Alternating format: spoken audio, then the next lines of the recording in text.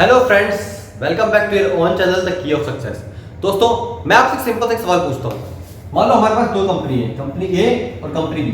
Company ए का जो market price है वो है 200 रुपए पर शेयर और कंपनी बी का जो मार्केट प्राइस है वो है 500 रुपए पर शेयर। अब आप मेरे को बताओ, अगर आपको इसमें से सस्ते शेयर प्राइस वाली कंपनी चूज करनी है तो आप कौन सी कंपनी चूज करोगे? तो सबके दिमाग में एक ही बात आएगी कि यार 200 रुपए 500 रुपए कंपैरेटिवली तो सस्ता है, तो सीधी सी बात है ए कंपनी का शेयर प्राइस जो है कंपैरेटिवली बी कंपनी के वो सस्ता है।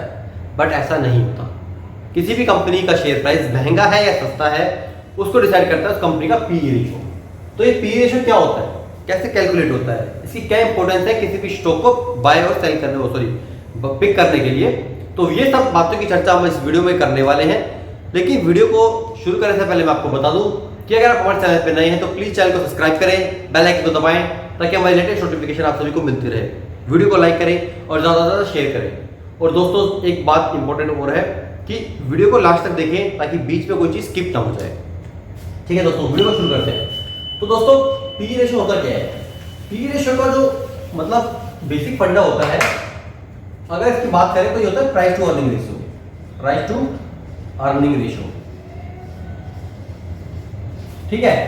यानी कंपनी के 1 रुपए की वैल्यू के लिए आपको उसके एक शेयर की 100% हिस्सेदारी के लिए कितनी अमाउंट देनी पड़ रही है वो बताता है आपको P ratio, price to earning ratio. मतलब अगर आपको किसी कंपनी के एक शेयर की 100% हिस्सेदारी चाहिए तो उस कंपनी की फेस वैल्यू के गेट्स पे आपको कितने रुपए देने होंगे वो पी रेशियो डिसाइड करता है। पी रेशियो कैलकुलेट कैसे होता है? तो पी रेशियो कैलकुलेट करने का फॉर्मूला होता है दोस्तों, कंपनी का करंट प्राइस यानी current market price CMP divide by earning per share. अब एक नई टर्मिनोलॉजी आ गई, अर्निंग पर शेयर क्या होता है? तो दोस्तों, अगर अर्निंग पर शेयर की बात करें तो अर्निंग पर शेयर होता है कि किसी क्वार्टर, अगर मान लो मैं इस क्वार्टर के पी रेशियो की बात करूं तो कंपनी ने इस क्वार्टर में कितनी अर्निंग करी डिवाइड बाय कंपनी के आउटस्टैंडिंग शेयर्स कितने थे। यानी उस कंपनी ने कितनी अर्निंग करी डिवाइड बाय उसके कितने आउटस्टैंडिंग शेयर थे। मतलब एक शेयर पे कि उसके इन्वेस्टर्स ने कितना रुपए कमाया। अगर आपके पास एक्स नंबर ऑफ शेयर्स थे किसी कंपनी के, तो एक शेयर के बदले में आपने कितना रुपए कमाया उस कंपनी की ग्रोथ के साथ साथ वो बताता है आपको ईपीएस, अर्निंग पर शेयर। तो वापिस हम चलते हैं प्राइस टू अर्निंग रेशियो पे। तो हमारा प्राइस टू अर्निंग रेशियो क्या हुआ? प्राइस टू अर्निंग रेशियो हुआ current market price of the company divided by earning per share. अब इसको एग्जांपल से समझते हैं दोस्तों।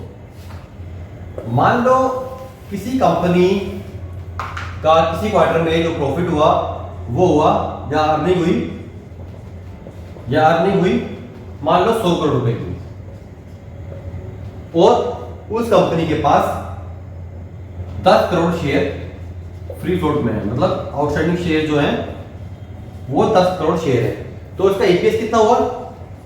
ईपीएस होगा 100 divide by 10। Earning per share कितना हो गया? 10 रुपीज पर शेयर का अर्निंग पर शेयर हो गया। तो इस हिसाब से मान लो उस कंपनी का करंट मार्केट प्राइस अभी 500 रुपए चल रहा है। जो उस कंपनी का मार्केट प्राइस है वो 500 रुपए है। तो उसका पी रेशियो कितना होगा?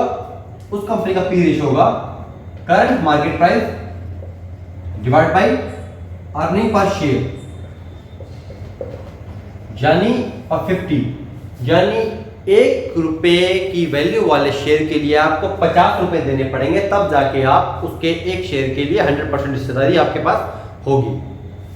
मतलब कंपनी के 1 रुपए के बदले में आपको 50 रुपए देने पड़ेंगे। पी रेशियो में ये बताता है।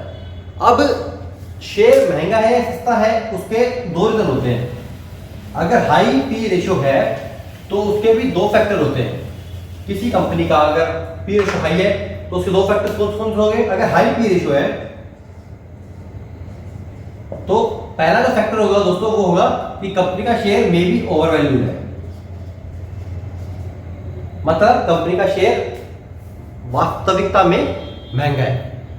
तो महंगे शेयर महंगी चीज तो क्यों खरीदेंगे, लेकिन दूसरा एक रीजन और हो सकता है दोस्तों कि जो उसके इन्वेस्टर्स हैं उसको लग रहा है कि कंपनी की फ्यूचर ग्रोथ बहुत अच्छी होने वाली है, इसलिए वो महंगे शेयर भी खरीद रहे हैं।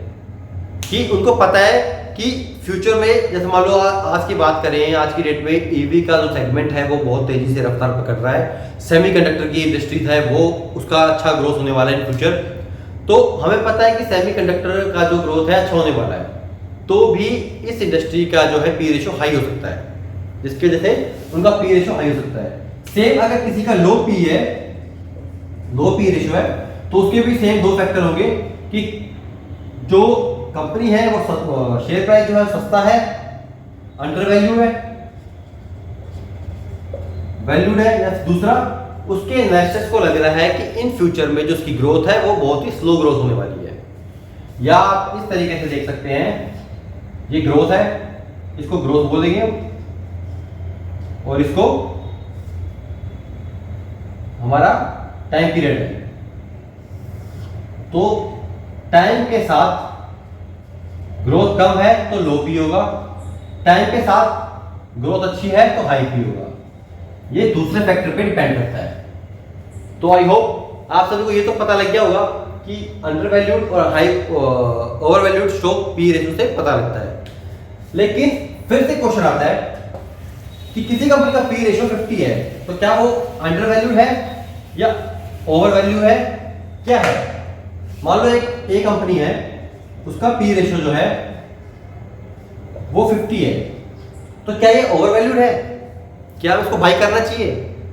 तो इतना ही काफी नहीं है कि सिर्फ पी रेशो आपने देख लिया और पता लग गया कि कंपनी महंगी है सस्ती है। आपको उसके पी कंपैरिजन करना पड़ेगा उस सेगमेंट की। मान लो आईटी सेक्टर की कोई कंपनी है, कोई आईटी कंपनी की सेक्टर की कंपनी है दोस्तों, जिसका पी रेशो जो है वो 50 है, तो आपको आईटी कंपनीज का जो पोर्टफोलियो है, आईटी कंपनी का जो पी रेशो है, उन सबका एवरेज देना पड़ेगा। तो average of IT sector P आपको निकालना पड़ेगा। मान लो जो आईटी सेक्टर का जो एवरेज पी आया है वो आया 40, तो हम कहेंगे कि उस एक कंपनी का जो प्राइस है वो वास्तव में महंगा है, क्योंकि आईटी सेक्टर का जो एवरेज पी है वो 40 है और ये 40 को भी एक्सीड कर रहा है, यानी ये जो पी रेशो है वो वास्तव में ओवर वैल्यूड है। अब आपको फिर उसके टेक्निकल्स, उसके बिजनेस के बारे में पढ़ना पड़ेगा, उसकी ग्रोथ के बारे में पढ़ना पड़ेगा, तब जाके आपको किसी बाइंग और सेलिंग का डिसीजन लेना है।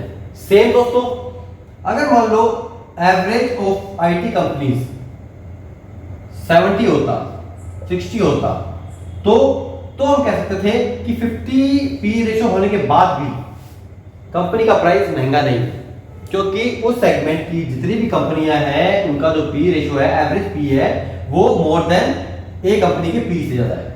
तो मतलब अब इस केस में 50 का जो पी रेशो है वो ज्यादा नहीं कराएगा, ओवर वैल्यूड नहीं कराएगा।